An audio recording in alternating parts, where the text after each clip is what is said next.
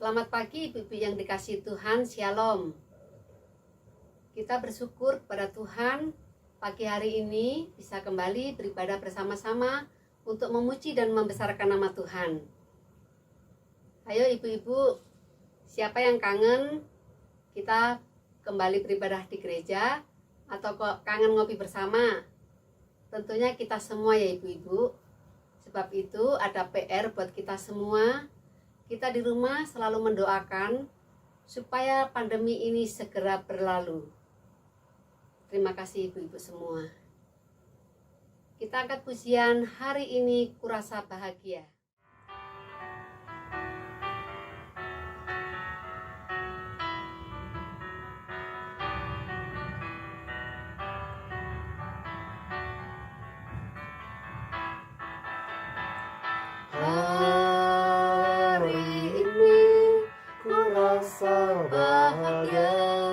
Berkumpul bersama saudara seiman.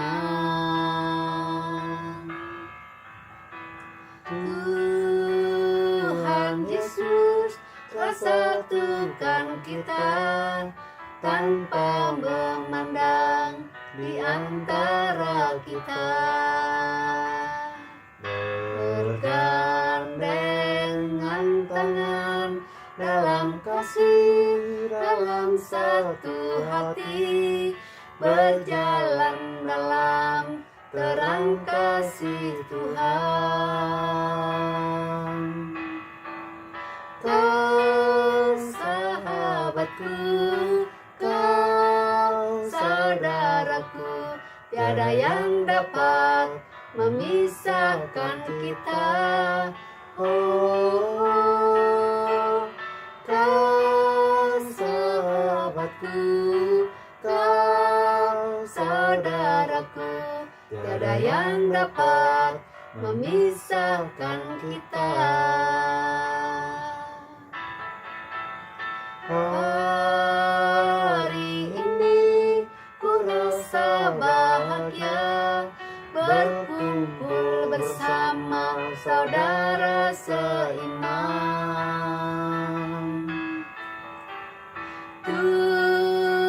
Tuhan Yesus telah satukan kita tanpa memandang di antara kita.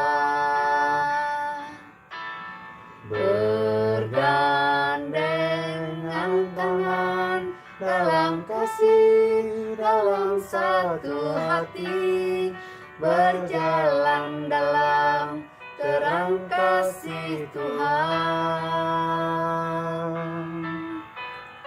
Kau sahabatku, kau saudaraku, tiada yang dapat memisahkan kita.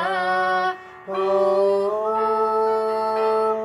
kau sahabatku, kau saudaraku, tiada yang dapat memisahkan kita. Tiada yang dapat memisahkan kita. Mari kita satu dalam doa. Bapa kami dalam surga, Tuhan yang baik, yang kami kenal di dalam nama Yesus Kristus. Pagi hari ini ya Tuhan, kembali kami mengucap syukur, terima kasih buat penyertaan, anugerah Tuhan yang Tuhan selalu lakukan di dalam kehidupan kami. Pagi ini Tuhan, ajarkan kepada kami, ibu-ibu mempunyai hati yang taat, hati yang setia, dibentuk, dipimpin oleh Tuhan untuk beribadah, bertumbuh bersama. Tuhan tolong dalam ibadah kami supaya kami boleh duduk diam, memuji nama Tuhan, serta mendengarkan firman Tuhan. Terima kasih ya Bapa. Dalam nama Tuhan Yesus Kristus kami sudah berdoa dan mengucap syukur. Amin. Pembacaan firman Tuhan pagi hari ini terdapat di dalam kitab Roma pasal 8 ayat 28 sampai 29 berbunyi demikian. Kita tahu sekarang bahwa Allah turut bekerja dalam segala sesuatu untuk mendatangkan kebaikan bagi mereka yang mengasihi Dia, yaitu bagi mereka yang terpanggil sesuai dengan rencana Allah. Sebab semua orang yang dipilihnya dari semula, mereka juga ditentukan dari semula untuk menjadi serupa dengan gambaran anaknya, supaya ia, anaknya itu, menjadi yang sulung di antara banyak saudara. Kita kepada Tuhan, kita akan memberikan persembahan yang terbaik. Ibu-ibu kalau mau mempersembahkan, boleh membawa uang yang dikumpulkan lalu dibawa ke gereja, atau ibu-ibu juga boleh scan QR code yang tertera di bawah ini. Kita angkat pujian Bapa Surgawi.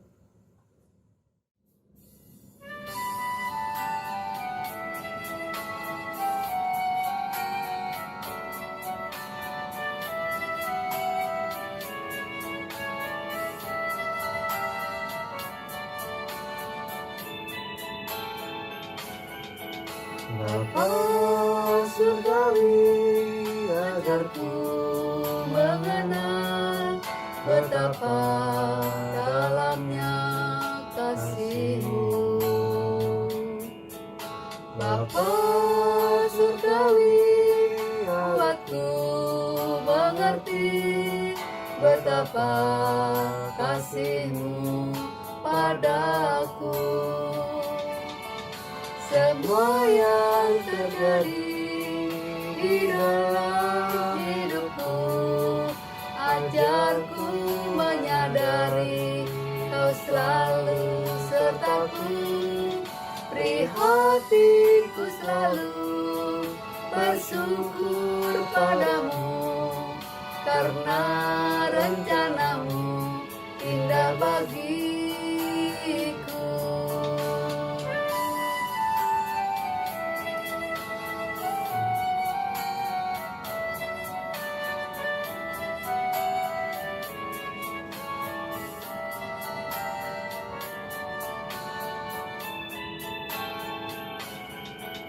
Bapa surgawi, ajarku mengenal betapa dalamnya kasih-Mu.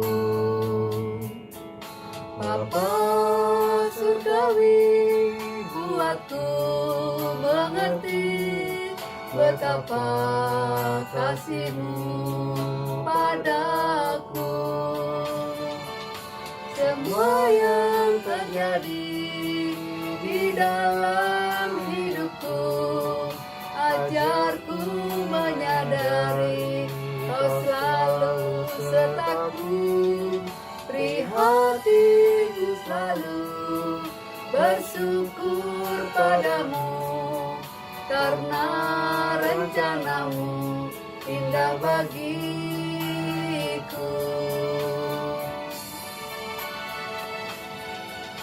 Semua yang terjadi di dalam hidupku, ajarku menyadari Kau selalu sertaku. Beri hatiku selalu bersyukur padamu, karena rencana-Mu indah bagiku.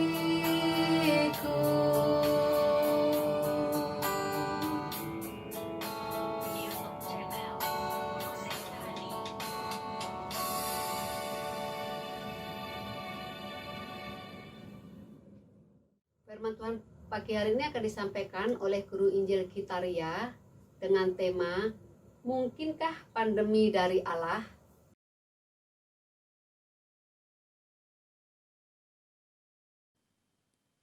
Shalom ibu-ibu sekalian, kita bersyukur hari ini kita masih boleh diberikan kesempatan untuk boleh mendengarkan firman Tuhan di tengah-tengah keadaan yang tidak baik. Perkenalkan, nama saya Gita, saya melayani di sekolah minggu.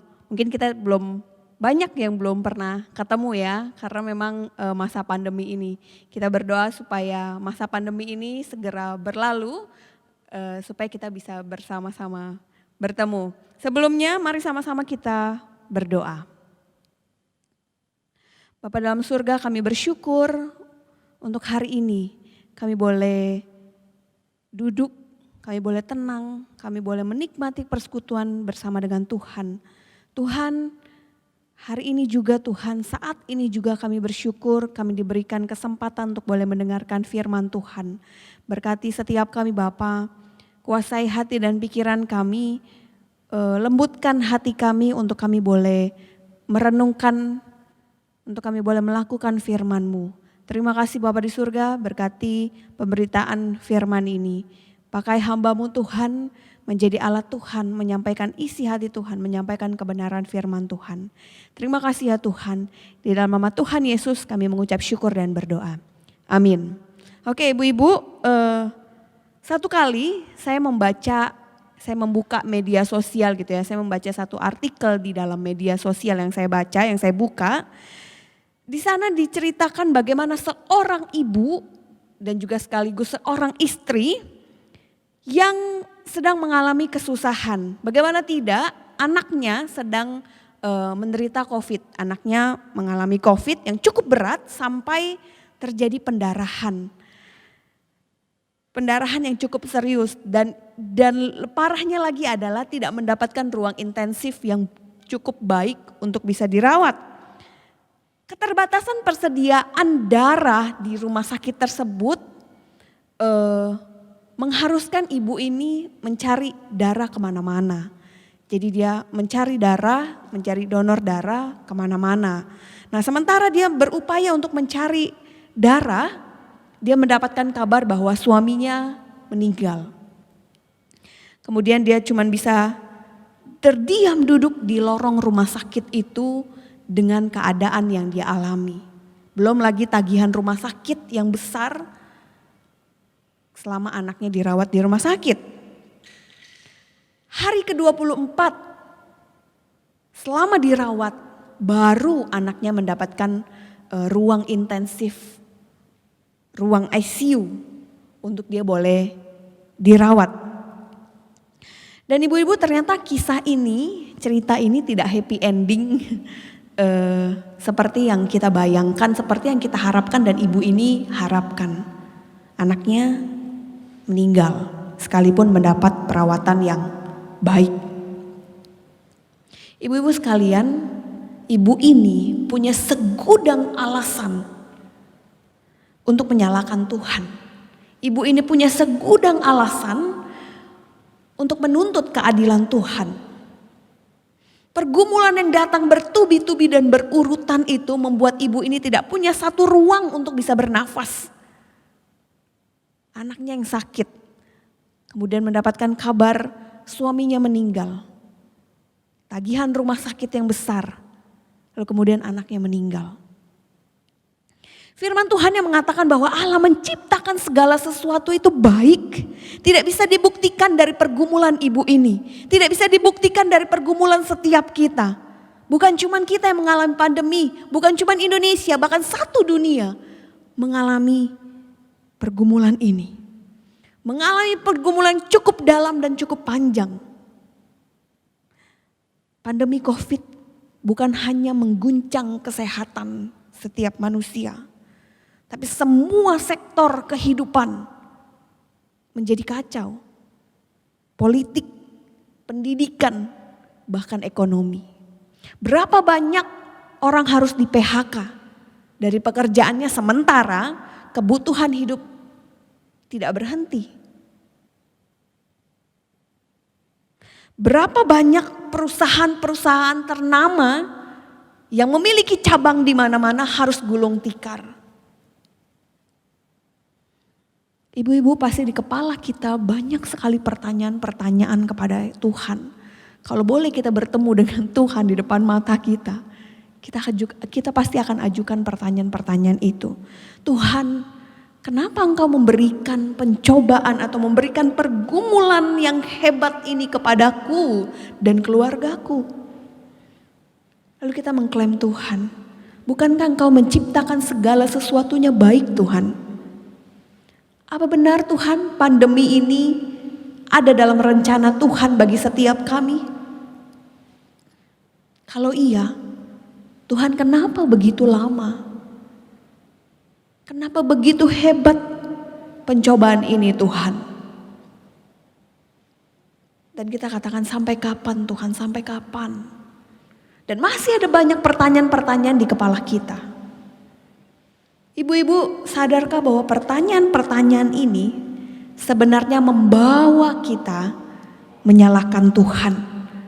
Membawa kita menganggap Allah adalah penyebab dari segala permasalahan kita. Saya mengajak setiap kita membuka surat Yakobus pasal yang pertama ayat ke-12 hingga ayat yang ke-18. Surat Yakobus pasal yang pertama ayat ke-12 hingga ayat yang ke-18. Saya akan bacakan untuk setiap kita. Pengujian dan pencobaan.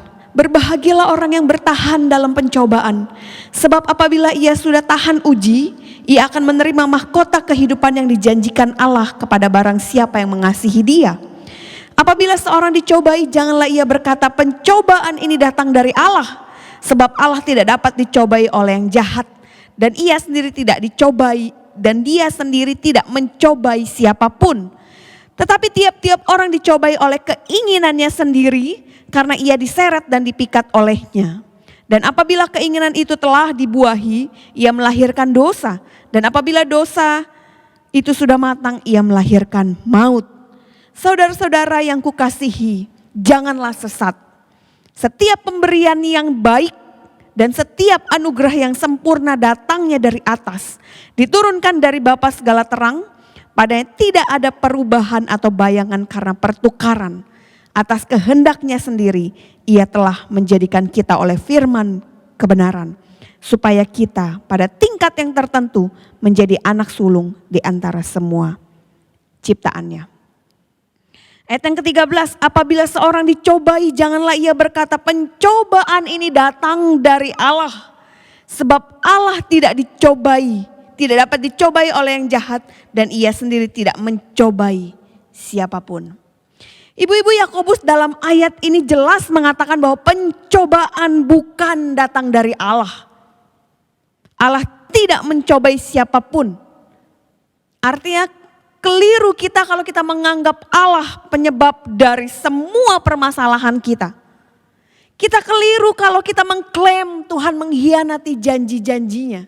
Tuhan mengkhianati firman-Nya. Kita keliru. Karena di ayat 17 dikatakan, mengingatkan kita bahwa setiap pemberian yang baik dan setiap anugerah yang sempurna datangnya dari atas. Diturunkan dari Bapa segala terang, padanya tidak ada perubahan atau bayangan karena pertukaran. Allah adalah pemberi yang baik. Bila Allah pemberi yang baik, ia tidak akan pernah memberikan yang jahat. Karena itu adalah kodrat, karena itu adalah sifat Allah. Sehingga bila Allah tahu bahwa ada sesuatu yang baik untuk kita dan Allah tidak memberikan itu, maka Allah sedang menyangkali dirinya sendiri. Dan hal itu tidak mungkin terjadi, ibu-ibu.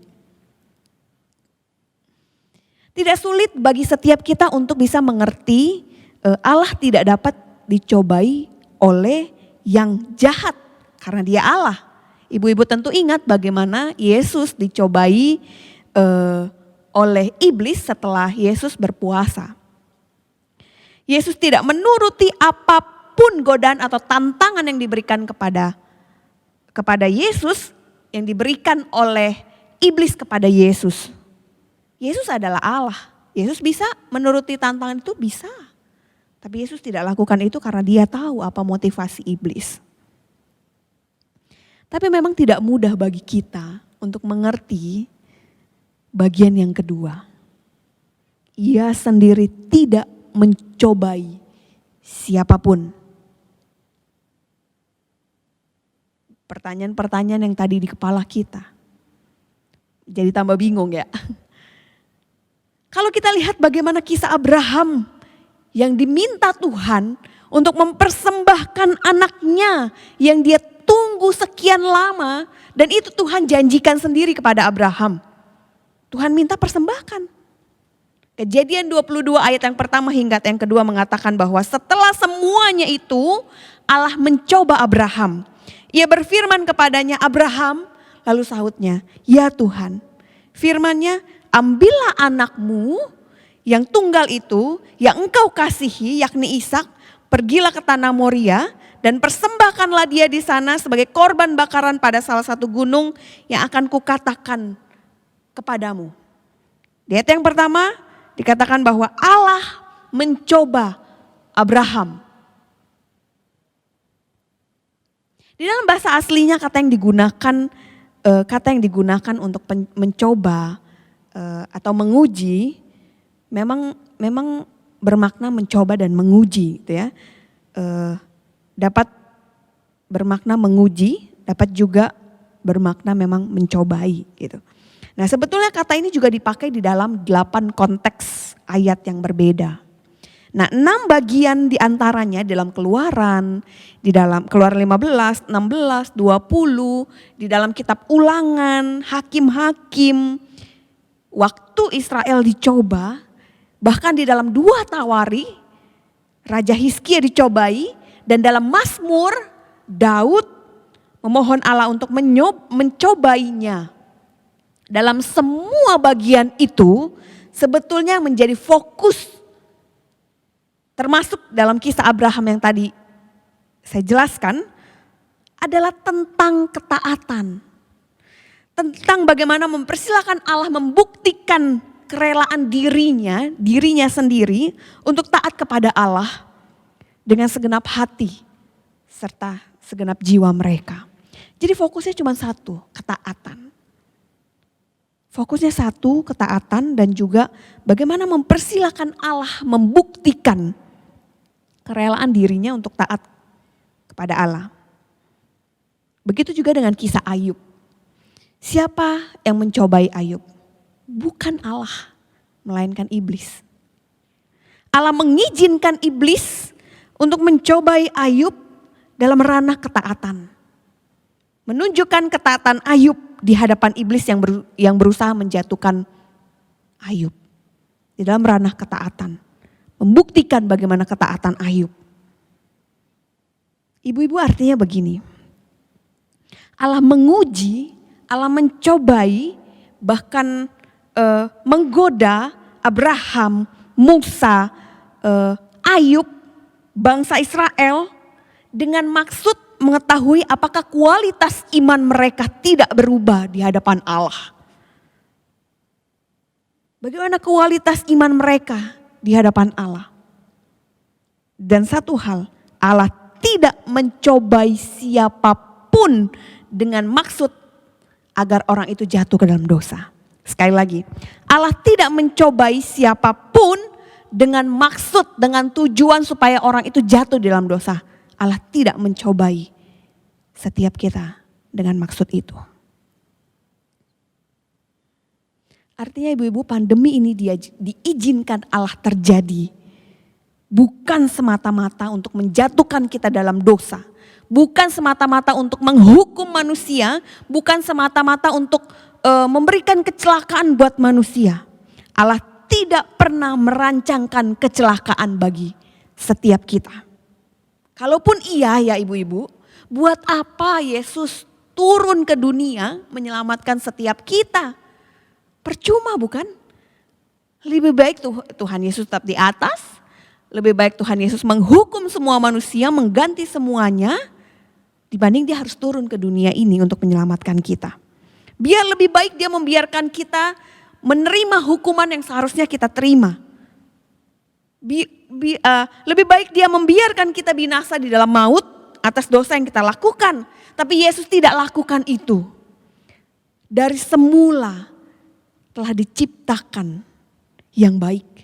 Ya dan amin. Tuhan menyelamatkan kita untuk kebaikan setiap kita.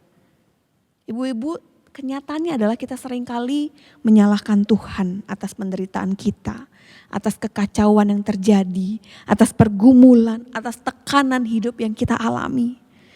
Tidak sadarkah kita bahwa kebaikan Tuhan begitu sempurna? Kalau mau jujur ya ibu-ibu, kita harus mengakui bahwa ayat 14 yang tadi saya bacakan, itulah yang menjadi penyebabnya sebenarnya. Ya, itu terjadi karena keinginan diri kita sendiri. Sehingga mengakibatkan kekacauan itu terjadi. Kita diseret, kita dipikat olehnya, oleh keinginan diri kita sendiri. Apabila keinginan itu dibuahi, ia melahirkan dosa. Dan ketika dosa itu sudah matang, ia melahirkan maut. Ini bukan perkara 1 atau 2 hari, ini sifatnya progresif, ini sifatnya akumulatif. Keinginan yang tidak dikontrol, keinginan yang tidak diselesaikan, yang numpuk dan akhirnya meledak seperti bom waktu. Apakah salah kita punya keinginan? Alkitab NIV menerjemahkan bahwa their own evil desire. Keinginan kita punya kecenderungan bahwa keinginan kita adalah keinginan yang jahat. Keinginan yang ingin menyenangkan kedagingan kita yang seringkali bertentangan dengan kehendak Tuhan. Ibu-ibu, saat ini pandemi yang terjadi pada kita, pada dunia ini, diizinkan Tuhan terjadi dan kita responi sebagai wujud pembuktian iman dan ketaatan kita pada Tuhan, pembentukan kedewasaan spiritualitas kita. Maka dari itu, apa yang sebenarnya harus kita lakukan untuk tetap menjaga hati, tetap menjaga iman kita, sehingga tantangan, ujian, cobaan, pergumulan hidup apapun selain daripada pandemi ini yang datang kepada kita, yang kita alami, kita dapat timbul seperti emas, seperti yang dikatakan Ayub, tetap timbul seperti emas. Atau kita didapati memiliki kualitas iman yang tidak berubah di hadapan Allah. Yang pertama, 14 juga mengajarkan kita. Dia membukakan kita bahwa semua karena dosa kita, karena keinginan kita. Maka jauhi semua itu. Jauhi keinginan dosa dan lakukan keinginan Tuhan. 1 Yohanes 2 ayat 15 menuliskan keinginan mata, daging dan juga keangkuhan hidup. Itulah dosa, itulah yang kita alami. Keinginan daging merupakan satu keinginan dosa yang begitu kuat untuk melakukan perbuatan-perbuatan dosa yang mendarah daging. Keinginan daging ini diibaratkan seperti seekor hewan, seperti hewan yang sedang lapar sekali dan melihat daging, ia tidak tahan untuk memakannya itu. Seperti satu keinginan yang begitu kuat, merupakan satu kebutuhan pokok yang tidak bisa ditinggalkan oleh hewan itu. Saya tidak bermaksud bahwa kita seperti hewan, tidak. Tapi keinginan itu seperti itu gitu. Tidak tahan, keinginan tidak tahan di dalam diri setiap kita. Orang yang tergoda dengan keinginan daging sama seperti ia tidak tahan sehingga ia harus memakai uang yang harusnya tidak dia pakai. Ia tidak tahan memegang handphone ketika ibadah. Ia tidak bisa mengendalikan emosinya sehingga ia harus mengeluarkan amarah yang meledak-ledak. Kalau enggak gitu enggak puas katanya gitu. Tidak tahan menceritakan kejelekan orang lain. Tidak tahan menghakimi orang lain dan sebagainya. Ada satu keinginan daging yang begitu kuat sehingga ketika sudah melakukan itu dia puas. Bahkan ketika ia mengalami masalah, ia tidak tahan untuk melakukan shortcut. Berbagai cara dilakukan. Galatia 5 ayat 17 hingga 21, sebab keinginan daging berlawanan dengan keinginan roh dan keinginan roh berlawanan dengan keinginan daging karena keduanya bertentangan sehingga kamu setiap kali tidak melakukan apa yang kamu kehendaki. Akan tetapi jikalau kamu memberi dirimu dipimpin oleh roh, maka kamu tidak hidup di bawah hukum Taurat. Perbuatan daging telah nyata, yaitu percabulan, kecemaran, hawa nafsu, penyembahan berhala, sihir, perseteruan, perselisihan, iri hati, amarah, kepentingan diri sendiri, percideraan, roh pemecah, kedengkian, kemabukan, pesta pora dan sebagainya. Terhadap semuanya itu, kuperingatkan kamu seperti yang telah kubuat dahulu, bahwa barang siapa melakukan hal-hal yang demikian, ia tidak akan mendapat bagian dalam kerajaan Allah. Apa kuncinya agar kita tidak tergoda dengan keinginan daging kita, keinginan diri kita? Di ayat yang ke-18 dari Galatia mengatakan bahwa kita harus dipimpin oleh Roh. Dipimpin oleh Roh bukanlah ada roh yang berjalan di depan kita lalu kita mengikuti langkah roh itu. Dipimpin oleh Roh artinya kita lebih memilih kebenaran firman Tuhan dibandingkan perbuatan dosa. Kita lebih membiarkan firman Tuhan memimpin kehidupan kita. Lalu keinginan mata. Keinginan mata memiliki dua hal. Yang pertama adalah keinginan yang berlebihan terhadap segala sesuatu yang tidak dia punya. Dan juga yang kedua adalah ia iri dengan apa yang orang lain punya. Itulah keinginan mata. Ya ibu-ibu pernah ada istilah wanita itu lemah di mata. Nggak bisa lihat sale, nggak bisa lihat diskon gitu ya. Up to gitu. Wah kalau udah lihat sale, lihat diskon ya termasuk saya lah ya ibu-ibu gitu. Wah rasanya tuh kepengen sekali gitu ya. Wah mumpung diskon gitu dari harga sekian jadi harga sekian. Ya kita juga nggak tahu sih sebenarnya permainan marketing. Mungkin harganya sudah dinaikkan dulu atau ada bintang kecil di belakang dari diskon itu. Syarat dan ketentuan berlaku. Kalau kita melihat kisah Daud punya segalanya. Harta, istri, gundik, dia punya. Tapi Daud jatuh ke dalam dosa akibat keinginan mata. Siapa? Batsyeba. Dia mengingini istri orang lain. Batsyeba. Berbeda dengan Yusuf. Pada saat Yusuf digoda oleh istri Potifar, diajak tidur oleh istri Potifar, Yusuf berkata, bagaimana mungkin aku melakukan kejahatan yang besar ini dan berbuat dosa terhadap Allah? Yusuf mengingat Tuhan. Ia sadar bahwa betapa baiknya Tuhan di dalam kehidupannya. Maka ia tidak mungkin menyakiti hati Tuhan. Kemudian Yusuf lari di dalam kisah itu. Ibu-ibu apa sih yang menjadi kunci agar kita bisa tidak memiliki keinginan kuat untuk sesuatu barang yang kita tidak punya ataupun kita bisa mengontrol atau kita bisa tidak iri terhadap apa yang orang lain punya. Kuncinya adalah milikilah rasa cukup dan bersyukurlah di hadapan Tuhan setiap apa yang kita punya. Memandang kepada Tuhan untuk semua hal yang Tuhan sudah berikan selama ini. Sampai hari ini dan bahkan Tuhan akan berikan ke depannya. Yusuf merasa Tuhan begitu baik. Tuhan selalu memberikan kecukupan dalam hidup Yusuf.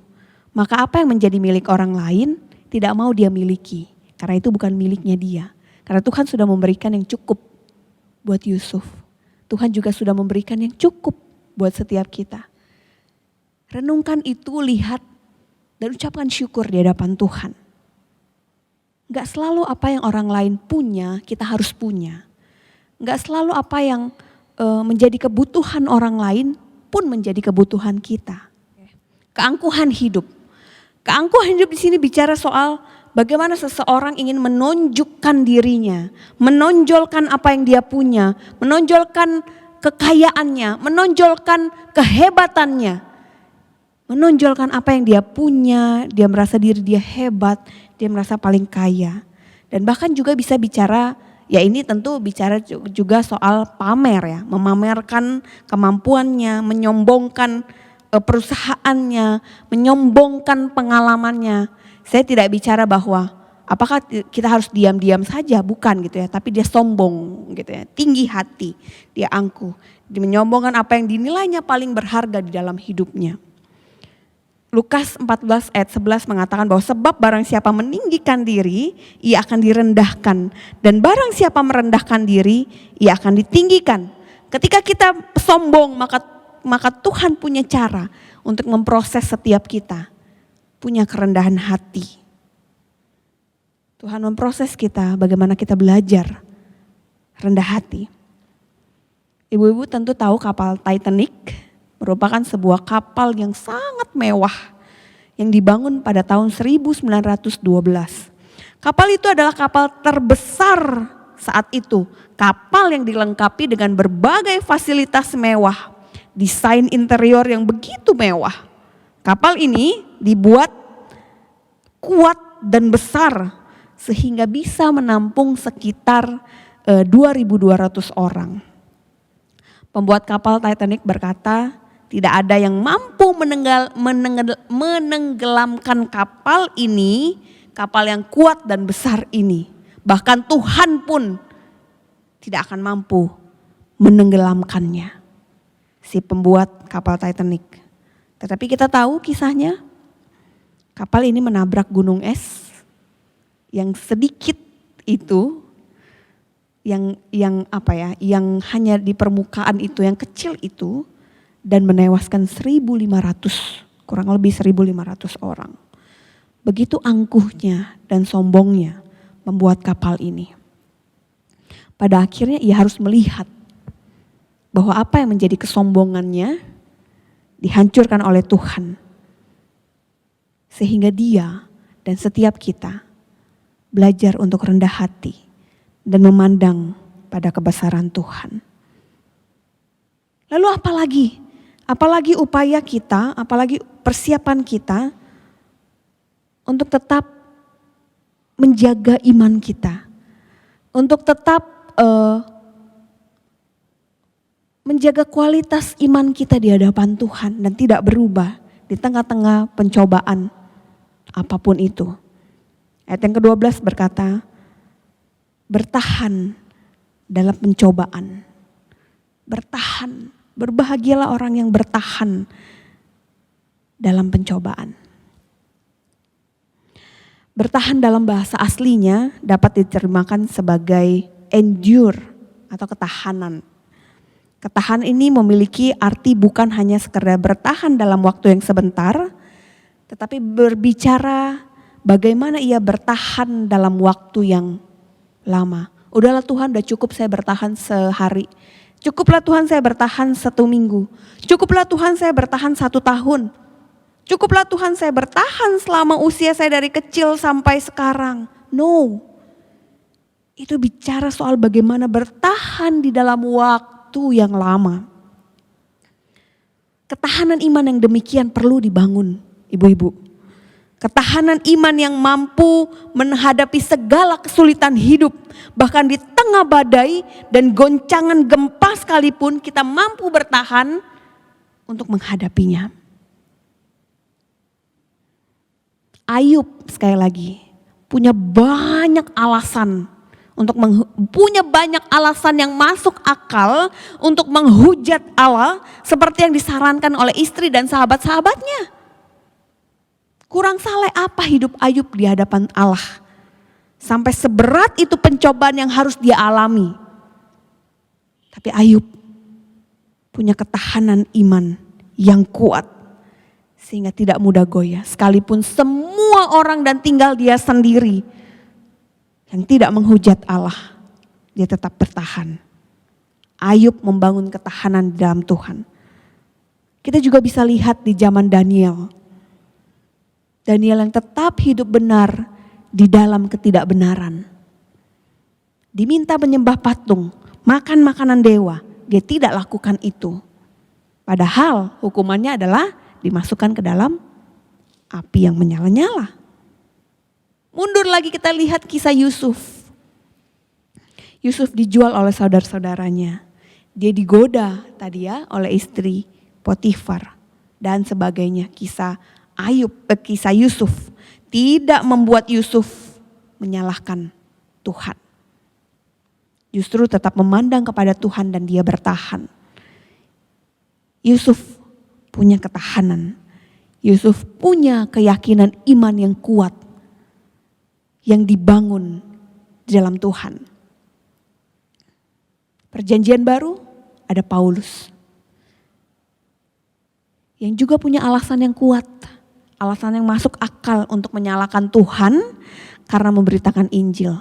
Paulus sebelumnya, Saulus, tidak menderita ketika dia menganiaya orang Kristen. Tapi ketika dia ikut Tuhan, dia difitnah, dia dianiaya. Tapi Paulus bertahan di dalam Tuhan. Imannya kepada Tuhan membuatnya mengalami pribadi yang timbul seperti emas. Teladan ketahanan yang sempurna adalah Yesus Kristus. Disiksa, dianiaya, difitnah. Bahkan Yesus tahu ketika dia mati di atas kayu salib, di dalam rencananya itu Yesus tahu apa yang menjadi balasan umat ketika dia menyelamatkan manusia. Pengkhianatan, tidak dihargai pengorbanan Yesus. Tapi Yesus tetap mau lakukan itu. Yesus tetap bertahan. Dia tidak katakan bahwa tuh Allah Bapa, saya mundur aja. Saya enggak kuat. Dan Allah Bapa sendiri tahu bagaimana nanti ketika saya sudah menyelamatkan dan pengkhianatan dan tidak adanya sikap menghargai pun akan dia terima setelah itu. Tapi Yesus tetap lakukan. Yesus tetap menyelamatkan setiap kita semua. Ibu-ibu, kita harus bertahan. Jangan mudah menyerah. Tetaplah kuat. Bertahan bukan tindakan bodoh. Bertahan bukan tindakan yang sia-sia. Dikatakan bahwa kita akan menerima mahkota kehidupan yang dijanjikan Allah. 1 Korintus 15 ayat 58. Karena itu saudara-saudaraku yang kekasih, berdirilah teguh, jangan goyah, dan giatlah selalu dalam pekerjaan Tuhan. Sebab kamu tahu bahwa dalam persekutuan dengan Tuhan, jerih payahmu tidak sia-sia. Persekutuan kita dengan Tuhan selama ini yang menjadi kekuatan bagi iman kita untuk bertahan. Ibu-ibu, goncangan apa yang sedang ibu-ibu hadapi saat ini? Pandemi corona yang berujung kepada permasalahan ekonomi, bisnis yang menjadi lesu, relasi dengan pasangan, relasi dengan anggota keluarga, pergumulan dalam mendidik anak, atau pergumulan yang lain. Jangan biarkan diri kita kalah dengan keadaan ini. Justru tunjukkan pada dunia dengan bagaimana kualitas iman kita di hadapan Tuhan. Yang selama ini sudah kita bangun di dalam persekutuan dengan Tuhan. Harus kita akui memang seringkali kita capek dengan keadaan ini. Kita jenuh, kita merasa kita tidak sanggup lagi menghadapi tantangan ini. Datanglah kepada Tuhan. Tuhan akan memberikan kita kelegaan. Tuhan memberikan kita penghiburan, bahkan Tuhan memberikan kita kekuatan. Sehingga kita dapat berdiri teguh untuk menghadapi semuanya. Tuhan adalah gembala kita yang baik, yang memberikan kita ketenangan, menuntun kita ke air yang tenang, membaringkan kita di padang rumput yang hijau. Itulah Tuhan kita. Dan pada akhirnya ketika kita berjumpa dengan Tuhan, Tuhan mendapati bahwa kita adalah hamba yang baik dan setia. Yang tidak pernah berpaling daripada Tuhan. Yang tidak pernah meninggalkan iman kita. Yang selalu setia berdiri kuat, berdiri tepat dalam posisi Tuhan. Dan selalu memandang kepada Tuhan. Amin. Kiranya Roh Kudus menolong setiap kita. Mari kita berdoa. Bapa dalam surga, harus kami akui Tuhan, kami capek. Kami merasa kami gak sanggup lagi Tuhan menghadapi semua tantangan hidup ini. Begitu berat Tuhan. Tapi hari ini Tuhan, firman mengingatkan, firman menegur, firman menguatkan setiap kami bahwa kami harus tetap bertahan. jangan menyerah di hadapan Tuhan dengan segala apapun yang kami hadapi. Tokoh-tokoh Alkitab memberikan satu teladan, bahkan Yesus Kristus sendiri memberikan teladan yang sempurna itu bagi setiap kami. Tuhan tolong setiap kami Bapa. Kiranya kami boleh tetap kuat di hadapan Tuhan. Justru di dalam kelemahan inilah kuasa Allah menjadi nyata. Justru di dalam kondisi seperti ini Tuhan, kami menunjukkan, kami membuktikan bagaimana kualitas iman kami di hadapan Tuhan. Bukan kami mau menyombongkan Tuhan, tapi kami tenang, kami damai. Karena kami tetap ada di dalam posisi, ada di dalam jalan yang benar. Berdiri teguh di dalam kebenaran. Kami tahu janji-Mu ya dan amin ya Tuhan. Tolong kami Bapa. Kami menyerahkan seluruh hidup kami ke dalam tangan Tuhan.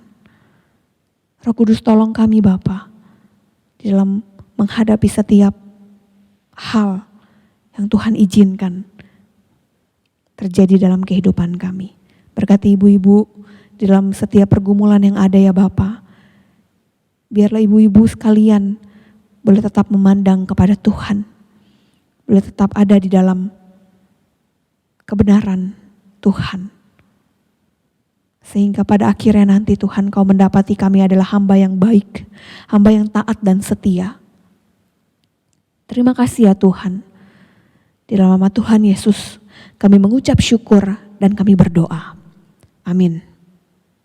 Untuk meresponi firman Tuhan kita akan angkat pujian Hanya Yesus Jawaban Hidupku.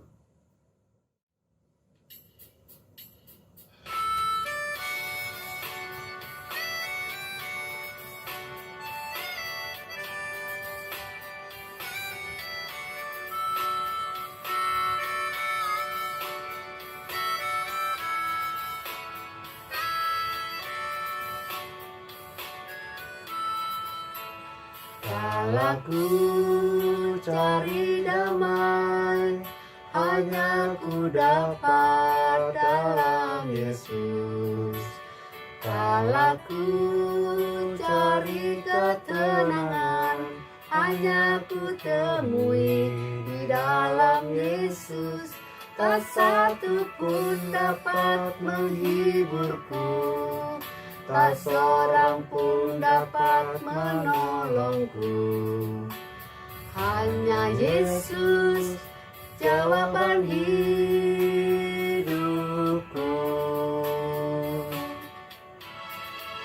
Bersama Dia hatiku damai, walau dalam lembah kekelaman. Bersama Dia hatiku tenang, walau hidup penuh tantangan. Tak satu pun dapat menghiburku, tak seorang pun dapat menolongku. Hanya Yesus jawaban hidupku.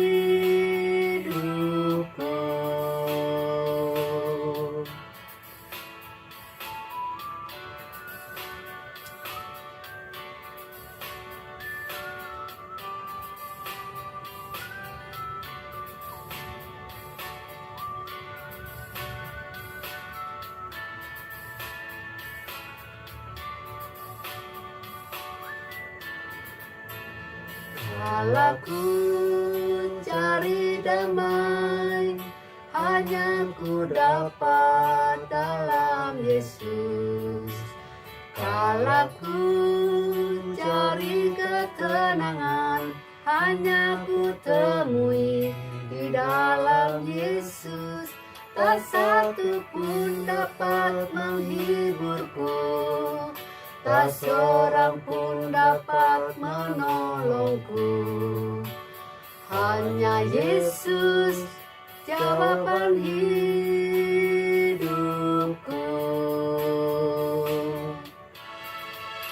Bersama Dia hatiku damai, walau dalam lembah kekelaman.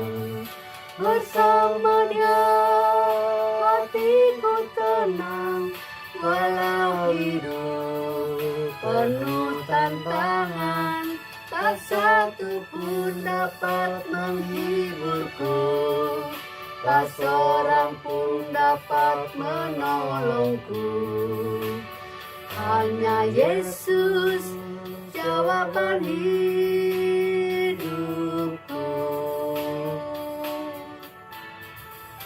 Bersama Dia hatiku damai, walau dalam lembah kekelaman. Bersama Dia hatiku tenang, walau hidup penuh tantangan, tak satu pun dapat menghiburku, tak seorang pun dapat menolongku. Hanya Yesus jawaban hidupku.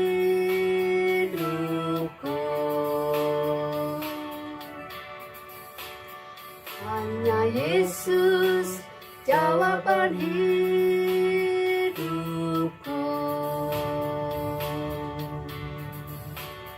Hanya Yesus jawaban hidupku.